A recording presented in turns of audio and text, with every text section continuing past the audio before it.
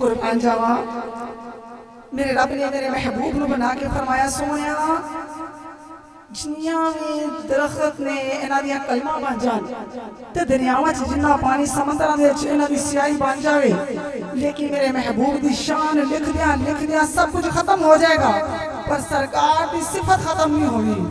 शायर लिख रहा है सोनिया तेरे चेहरे ते चन तो वध लश्कारे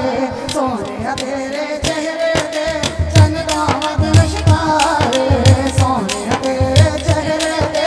चन तो वध लश्कारे सोनिया तेरे चेहरे ते चन तो वध लश्कारे बिजली डरदी लिश्क न मारे बिजली डरदी लिश्क न मारे मतलब बेअदबी हो जाए सोनिया तेरे चेहरे ते चन तो वध लश्कारे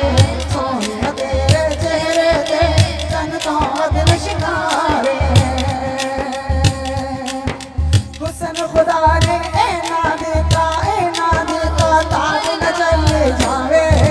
हुस्न खुदा ने ऐना देता ताब न चले जावे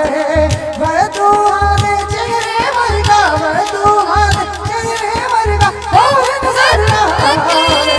सोनिया तेरे चेहरे ते चन तो वध लश्कारे सोनिया तेरे चेहरे ते चन तो वध लश्कारे सोनिया तेरे चेहरे ते चन तो जुल्फ तेरी दे कुंडलो तो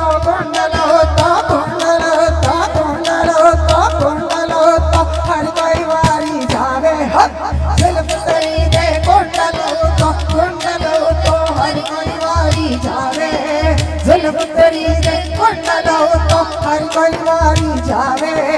जुल्फ तेरी दे कुंडलो तो हर कोई वारी जावे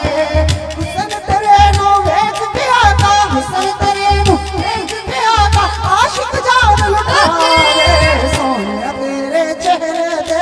चन तो वध लश्कारे सोनिया तेरे चेहरे ते चन तो वध लश्कारे सोनिया तेरे चेहरे ते चन तो वध लश्कारे रब ने बना के कमली वाले नु गुनाहगारां ते कर्म कमा छड़िया फिर एहो जिहा सोना